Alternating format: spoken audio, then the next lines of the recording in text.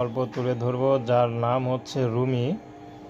রুমির বিয়ে হয়েছিল, একটি সন্তানও আছে, কিন্তু রুমির ডিভোর্স হয়ে গেছে।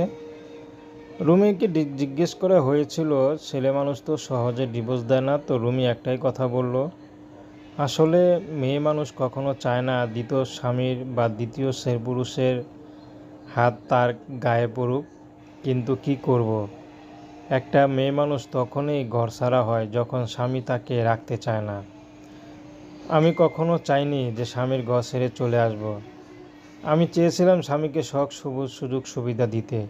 স্বামী যদি বাহিরে প্রেম করতো বা আরেকটা বিয়ে করতো, তারপরও সেই স্বামীর ঘরে খেয়ে ভাত খেয়ে যেতাম।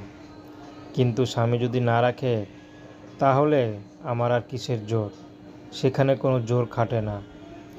তো রুমি এখন তার মার কাছে থাকে, তার বাবা নেই। তো রুমি চাচ্ছে এখন সুন্দর একটা মানুষ যে তার দায়িত্ব নিয়ে পাশে থাকবে। সে মানুষটি যেমনই হোক, চেহারা কালো হোক, বয়স বেশি হোক, সমস্যা নেই।